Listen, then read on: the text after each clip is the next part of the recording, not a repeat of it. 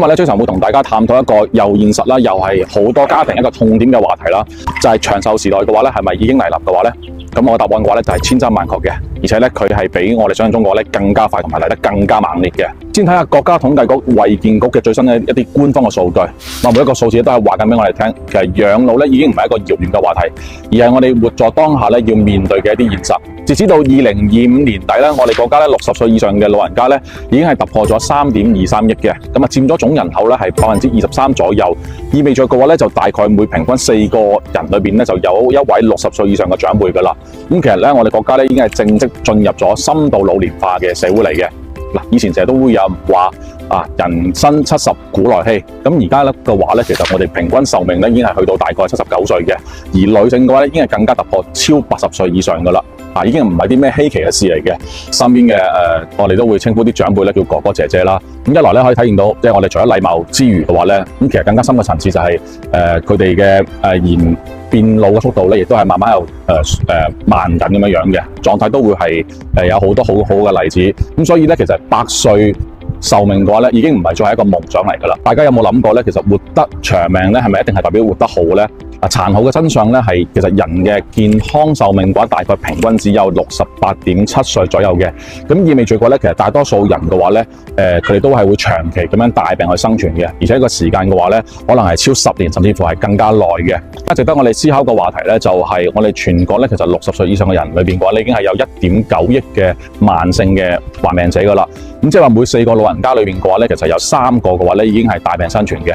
半失能嘅老人嘅話咧，已經係高達大概係4400萬左右。咁仲有1500萬嘅患呢個阿茲海默症嘅老人家，咁佢哋生活嘅話咧係基本上係完全無法自理嘅，咁全靠家庭身邊嘅人咧去照顧嘅。而隨住時間嘅推移啦，再往後睇啦，如果去到2035年左右嘅話咧，60歲以上嘅長輩嘅話咧就將會突破去到4億左右。咁我哋就會徹底進入咗呢個老齡化嘅社會。現時咧大概咧係每3個勞動力咧係養唔住1位老人家嘅。咁未來嘅養老壓力嘅話咧，醫療壓力咧同埋照顧嘅壓力咧，都係會激發好多無數嘅家庭。關於我哋養老嘅退休金嘅呢個問題啦，就係我哋晚年嘅收入咁可唔可以支付我哋養老咧？社保養老金嘅話咧，只能保基本嘅，咁替代率嘅話已經係不足一半。咁基本咧就係覆蓋唔到太多嘅醫療護理同埋高品質嘅一啲養老嘅生活。空巢嘅老人咧係超1.3億嘅。咁專業嘅養老床位嘅缺口亦都係非常之巨大。咁想揾個靠譜嘅養老地方咧，就可以講係目前嚟講係難上加難㗎啦。提前同大家探討呢個話題咧，其實長壽時代嘅話咧，而俾我哋更加多嘅思考咧，